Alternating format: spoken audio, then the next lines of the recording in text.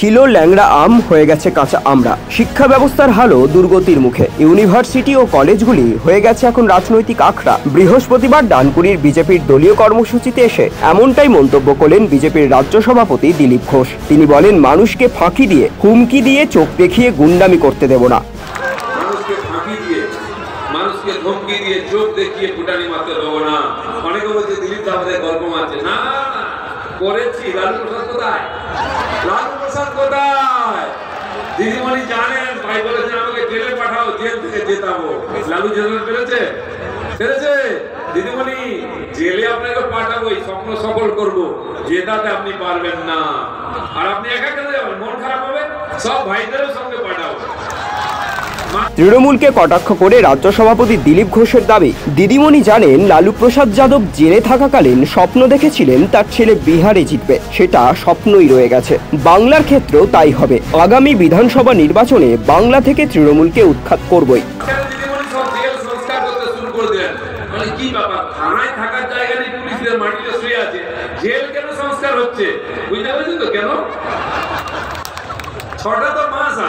তারপরে তো ওখানেই থাকতে হবে।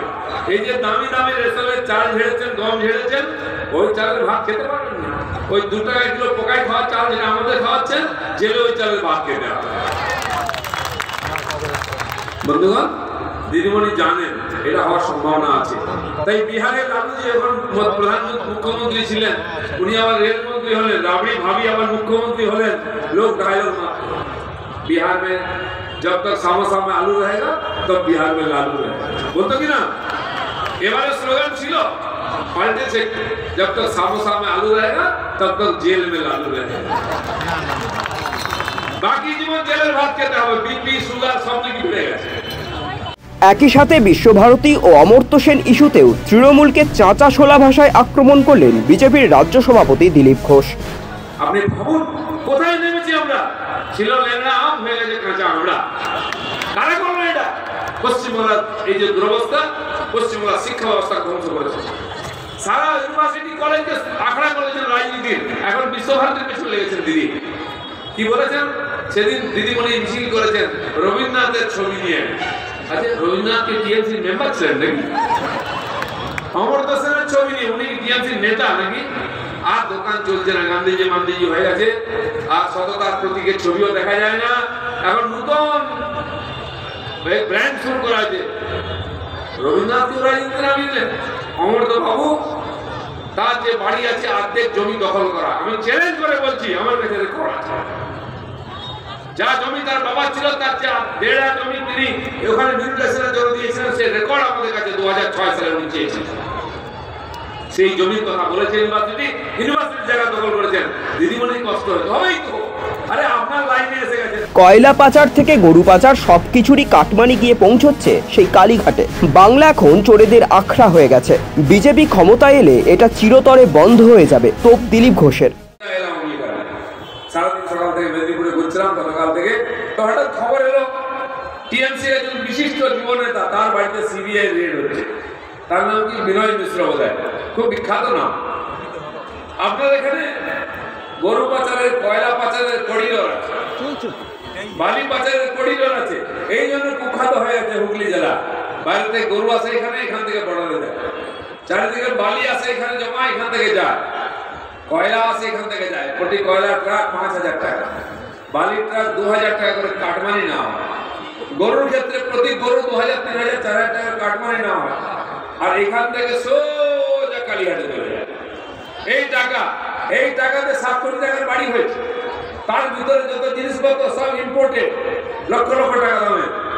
কিসের ফুটানি আমরা জানি, আর কারা সাপ্লাই দেয় সেটাও জানি। সবে তো হাত পা ধরা হয়েছে, গলা অব্দি হাতটা যাবে। কেউ বাঁচবে না বলে যাচ্ছি এখানে।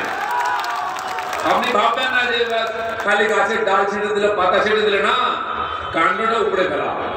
সবে শুরু হয়েছে। যারা আমাদের চমকা তৈরি করবে, তাই করবে, তারা যেন সাবধান হয়ে যায়। এটা ভাববেন না যে কংগ্রেস চলে গেল। মাননীয় অটলজি মহান ব্যক্তি ছিলেন, তার হাতে পায়ে ধরে 6-7 বছর সামলে নিয়েছিলেন।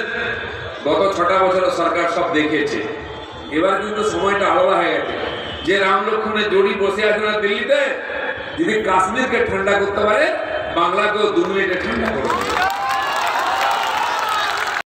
অন্যদিকে এই সভামঞ্চ থেকে বিজেপির রাজ্য সভাপতি দিলীপ ঘোষ দাবি করেন, কলকাতার হরিশচন্দ্র চ্যাটার্জি স্ট্রিটের নাম এখন বদলে গেছে পিসি ভাইপোর দৌলতে। বর্তমানে এলাকার মানুষ ওই রাস্তাকে ব্যানার্জি স্ট্রিট বলেন, কারণ এলাকার 35টি প্লট বেআইনিভাবে দখল করে রেখেছে পিসি ভাইপো। মানুষ সবই জানে, সবই দেখতে পাচ্ছে।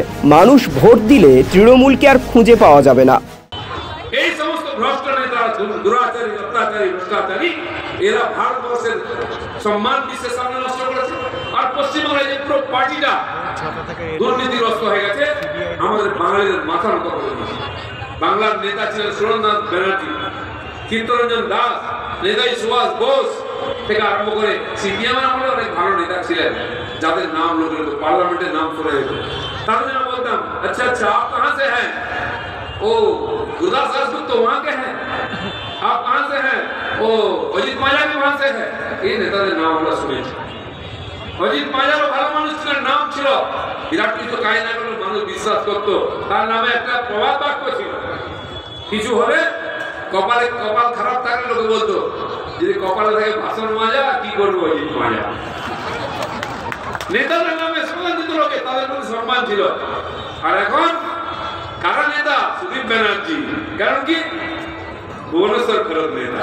তাপস পাল, মদন মিত্তির, বাহ, এরা আমাদের বাঙালিদের সম্মান, এদের নাম আমাদের নাম না হয়।